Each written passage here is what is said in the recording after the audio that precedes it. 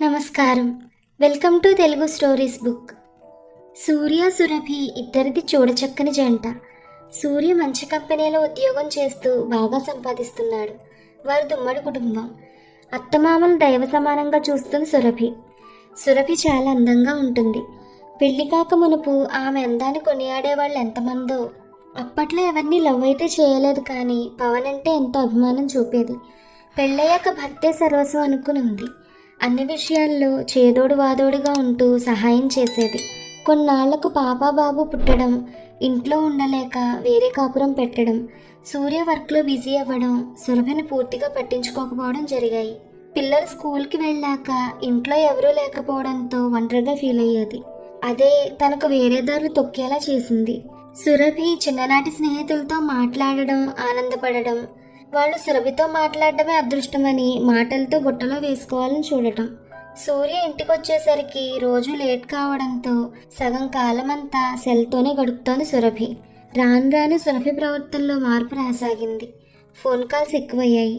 ఈ నేపథ్యంలోనే పవన్ నుండి ఫోన్ రావడం మరింత సంబరానికి లోనవుతుంది సురభి. సురభి, పవన్ ఇద్దరు దొంగచాటుగా మాట్లాడుకుంటారు. ఓసారి సూర్య ఆఫీస్ నుంచి ఇంటికి వచ్చేస్తాడు తలనొప్పని. ఆ సమయంలో ఫోన్ మాట్లాడుతున్న సురభి చిరాగ్గా మొహం పెట్టి బయట పనందంటూ వెళ్ళిపోతుంది. సాయంత్రం పిల్లలు వచ్చేంత వరకు ఇంటికి రాదు. పవన్ ఎన్నో రకాలుగా సురభిని లొంగదీసుకోవాలని ప్రయత్నిస్తాడు. సురభి అడ్డుపడుతూ ఉండేది. నీ అందమంతా అడవి కాచిన వెన్నెలేనా?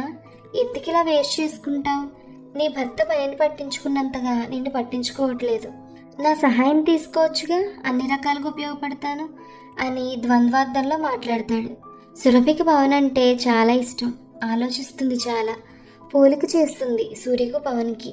నన్ను ఇంతలా ప్రేమించాడు పవన్, ఇప్పటికీ నన్నే ప్రేమిస్తున్నాడు అనే సాఫ్ట్ కార్నర్లో ఆలోచించి ఓసారి తన ఇంటికి రమ్మని పిలుస్తుంది.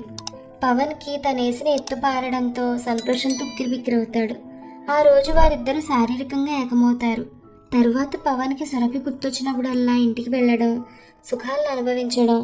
ఓసారి వాళ్ళిద్దరూ ఏకాంతంలో ఉండగా సడన్గా తలుపు చప్పుడు అవడంతో పవన్ని బాత్రూంలో దాక్కోమని చెప్పి బట్టలు సర్దుకుని తలుపు తీస్తుంది. ఎదురుగా సూర్య. ఆశ్చర్యపోయి ఇప్పుడే వచ్చేసారే అని అడుగుతుంది. సూర్య ఏమీ సమాధానం ఇవ్వడు. డ్రెస్ చేంజ్ చేసుకుని బాత్రూంకి వెళ్తుండగా కంగారుపడి ఆపుతుంది. సూర్య పట్టించుకోకుండా డోర్ తీసేటప్పటికి పవన్ సూర్యని చూసుకోకుండా, అబ్బా ఇప్పుడెవరు సురభి మనల్ని ఈ టైంలో డిస్టర్బ్ చేసింది అంటూ వస్తాడు. సూర్యకు షాక్. సురభి ఏం మాట్లాడదు. పవన్ బయటకు వచ్చి సూర్యను చూసి ఓ సారీ అంటూ సురభి వైపు చూసి బట్టలు వేసుకుని పరుగో పరుగు. సూర్యకు మొత్తం సీన్ అర్థమవుతుంది. తన చేతకాంతనానికి తిట్టుకుంటాడు. కళ్ళ ముందు తన ఆశల సౌధం కూలిపోయినట్లు అవుతుంది. ఆ రోజు సూర్య భార్యను ఒక్క మాట కూడా అనకుండా పిల్లలతో సమయాన్ని గడిపి తెల్లారేసరికి తను చాలిస్తాడు. సురభి మౌనంతో రోధించడం లేదు. పిల్లలు, బంధువులు సూర్య మరణవార్త విని బావురమన్నారు. కార్యక్రమాలన్నీ పూర్తయ్యాక సూర్య రూమ్లోకి వెళ్ళి బట్టలన్నీ తీస్తుంటే బట్టల మధ్యలో ఒక లెటర్ కనబడుతుంది సురభికి.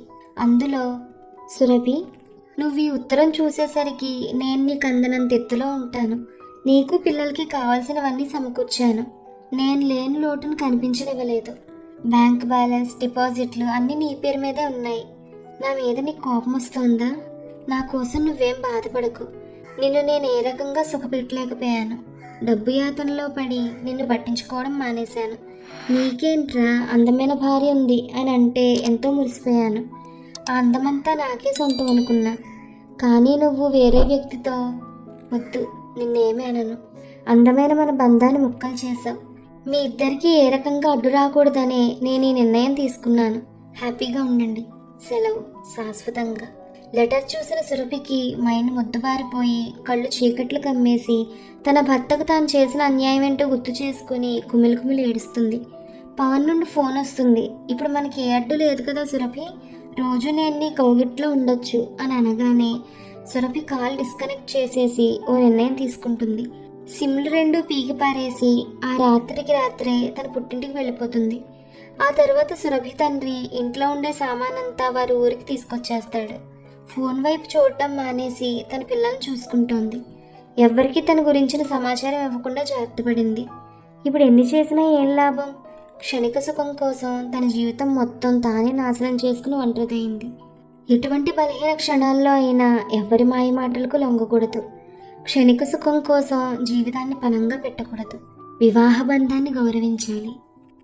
ఈ కథ మీకు నచ్చితే please like, share and subscribe to Telugu stories book. Thank you.